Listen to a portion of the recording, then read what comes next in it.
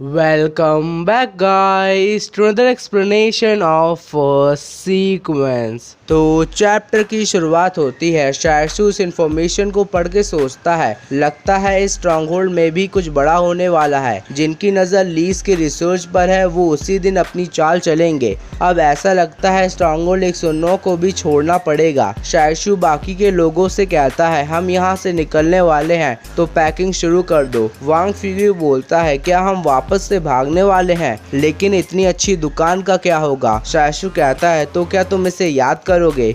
नहीं तो वैसे शायशु तुमने नोटिस करा कि ये सारे स्ट्रॉन्गहोल्ड दसियों सालों तक हमारी प्रोटेक्शन करते हैं और कुछ स्ट्रॉन्गहोल्ड तो सेंचुरीज यानी 100 सालों तक से बने हुए हैं, लेकिन सारी की सारी चीजें इसी साल में घट रही हैं। जरूर ये कोई कोइंसिडेंस नहीं होगा। तबाही वापस से होने वाली है। तभी एक गाड़ी शायशु की दुकान के सामने रुकती है और दो बंदे उसमें से निकलकर कहते हैं हमें यांग शाओजिन ने भेजा है सामान लेने के लिए।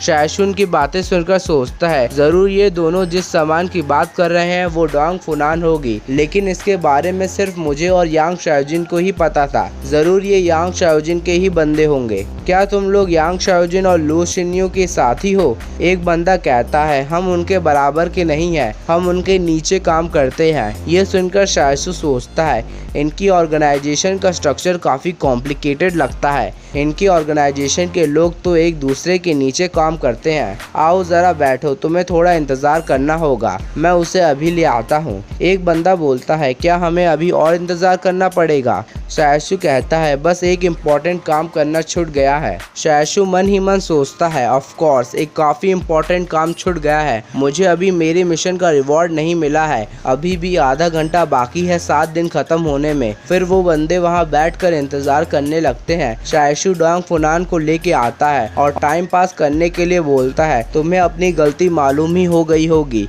आज से ही मैं तुम्हें किसी और के हवाले कर दूंगा और मुझे यकीन है कि तुम वहाँ अच्छे से बर्ताव करोगी और एक ऐसी सुपर ह्यूमन बनोगी जो इंसान के लिए कुछ कंट्रीब्यूट करे। और शायशु ऐसी ही बकवास आधे घंटे तक करता है। तभी एक नोटिफिकेशन आता है side mission complete, vending machine का एक नया सामान अनलॉक हुआ है। इस नोटिफिकेशन को देखकर शायशु उन्हें झट से बाहर निकाल कर कहता है अब तुम इसे ले जा सकते हो। और अंदर से गेट बंद करके शायशु सोचता है मुझे लगा नहीं था इस मिशन को कंप्लीट करने पर रिवॉर्ड के तौर पर वेंडिंग मशीन का एक आइटम अनलॉक हो जाएगा। अगर ये आइटम मेरी ब्लैक मेडिसिन से भी अच्छा हुआ तो मजे ही मजे। शायशु उस आइटम को बाहर से देखकर सोचता है ये तो मुझे ताज के पत्तों का एक सेट लग रहा है। मैंने इतने दिनों बाद एक मिशन कंप्लीट करा है तो ये पैलेस मुझे ताज के पत्ते क्यों दे रहा है? क्या ये मुझे बाकी लोगों के साथ पोकर खिलाना चाहता है? तभी शायशु एक एप्रिसिएशन टोकन डालता है और उसे एक कार्ड मिलता है। ये देखकर शायशु हैरानी से कहता है क्या एक एप्रिसिएशन टोकन से बस एक कार्ड? ये देखकर शायशु एक के बाद एक लगातार 10 एप्रिसिएशन टोकन डालता है और उन कार्ड्स को देखकर सोचता है 4 बार 3 आया, क्या ये बॉम्ब में बदल जाएगा? शायशु अपने तुक्के लगा रहा होता है क्योंकि उसे इन कार्ड्स का क्या इस्तेमाल है ये नहीं पता। फिर टाइम स्किप होता है अगली सुबह। शायशु अंकल वांग से कहता है कि आप आज ही स्ट्रॉन्गहोल्ड की वेस्ट गेट के पास एक जमीन किराए पे ले लीजिए और हम आज ही रात को वहां जाएंगे। क्या इतनी जल्दी? हाँ, मुझे अभी कुछ ज़रूरत के सामान भी खरीदने हैं ताकि भागने के समय इमरजेंसी पे हम उनका इस्तेमाल कर सके। और शायशु सोचता है स्ट्रॉन्गहोल्ड 109 के 2 मेन गेट है, एक गेट वेस्ट की साइड है और दूसरा ईस्ट के साइड। स्ट्रॉन्गहोल्ड 113 नॉर्थ साइड में पड़ता है तो सारे टेस्ट सब्जेक्ट ईस्ट के गेट की तरफ पहले आएंगे और तब हम वेस्ट गेट से निकल जाएंगे। हम पिछली बार की तरह जल्दबाजी में नहीं भागेंगे, हमें पूरी तरह से तैयारी करनी होगी। चलो अब मैं उस सोने का भी इस्तेमाल कर लेता हूँ जो मैं वहाँ से लाया था। मैं उसे पैसों के बदले एक्सचेंज करवाऊंगा। फिर दोबारा से टाइम स्किप होता है। शायशु सोने की दुकान में आके सोचता है पूरा दिन सोना बेचने के बाद अब बस थोड़ा सा ही बचा है। बस यही सोने की दुकान बची है इस स्ट्रॉन्गहोल्ड में।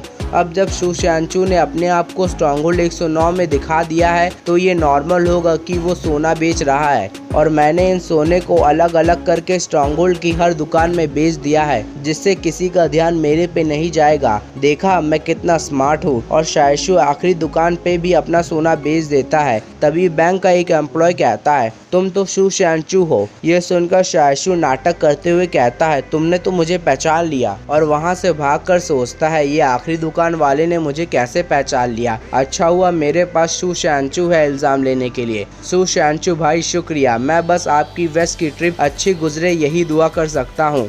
और शायशु एक गली में मुड़ जाता है। तभी एक नोटिफिकेशन आता है, आपके पैसे के लिए इन्वेंट्री में जगह नहीं है, क्या आप इन्वेंट्री को अपग्रेड करना चाहते हैं। ये देखकर शायशु सोचता है, मैंने बस 1 क्यूबिक मीटर ही जगह खरीदी थी जो मुझे 20,000 की पड़ गई थी। लेकिन अगर मैं इन्वेंट्री का कंपेयर पैसों से करूं तो अभी मेरे लिए जगह की काफ़ी ज़रूरत है। एक बड़ी इन्वेंट्री से मैं ज़्यादा सामान और साफ पानी स्टोर कर सकता हूं। और अगर मुझे और सिटीज़ के खंडर मिल गए तो मैं वहां से सोना भी जमा कर सकता हूं। ये सोचकर शायशु इन्वेंट्री को अपग्रेड करने लगता है और फिर एक बड़ी सी इन्वेंट्री खुल जाती है। शायशु इतनी जगह को देखकर सोचता है, ये है एक अपग्रेड, ये ज़रूर 14 या 15 गुना बढ़ गया है। पैलेस, तुमने मेरे से कितना पैसा लिया है। 2,80,000। ये सुनकर शायशु को हार्ट अटैक आने लगता है और वो बोलता है, मेरे पास 4,30,000 थे, तुमने तो मेरे पास बस 1,50,000 ही छोड़े। फिर शायशु अपनी नोटिफिकेशन चेक करने लगता है, मैंने अब 15 cubic metre inventory space unlock कर लिया है। फिर शायशु शॉपिंग मॉल जाते हुए सोचता है, मेरे पास अभी भी 1,50,000 बचे हैं, इतना काफ़ी होगा अगर मैं ज़रूरत का सामान ही खरीदूं।